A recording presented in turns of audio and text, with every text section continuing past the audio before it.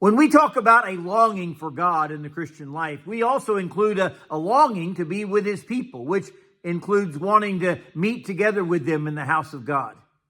Good morning. This is Pastor Ernie Lewis of the Blue Point Church in Sisney, Illinois, with your thoughts for Friday.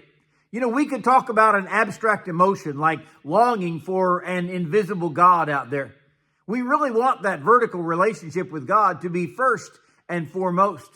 But what about all those other relationships that are horizontal, that are with other people around us? Especially, we must focus on those who believe in the Lord just like we do. Those are the ones that we meet with each Sunday in our local church. Certainly, we must love the brethren if we're going to seek after that relationship with God, because John says in 1 John 2:9, he who says he is in the light and hates his brother is in darkness until now. So the psalmist says in Psalm 84 and verse 1, how lovely is your tabernacle, O Lord of hosts.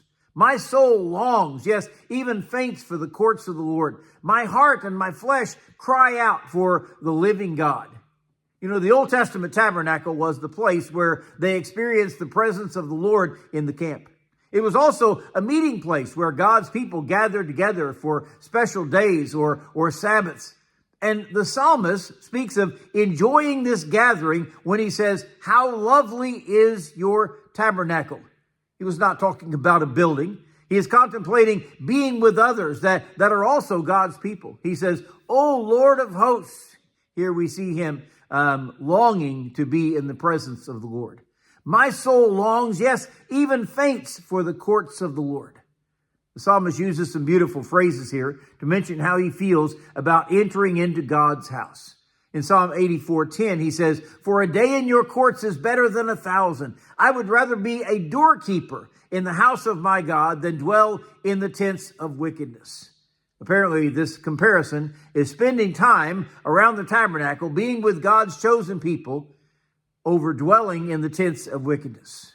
You know, we should not only enjoy the fellowship with those who walk in darkness, but we should not want to spend any time among their company.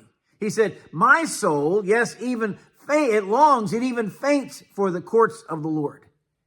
Do we really long for that time which we spend with God's people? That time when we fellowship with other believers in God's house?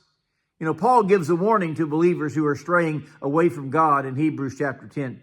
And he says, do not forsake the assembling of yourselves together, as the manner of some is, but rather exhorting one another, and so much the more as you see the day approaching. Not only do we long for that time when we can fellowship with God's people, but we realize that we're longing for God's presence when we enter into his house. And when we're spending time with God's people, we are able to exhort or encourage them as we gather together there. He completes the verse by saying, my heart and my flesh cry out for the living God. This is the longing for the Lord and longing to spend time in his house as we should each week. There is this deep longing and desire that cries out from our soul and our heart for the Lord.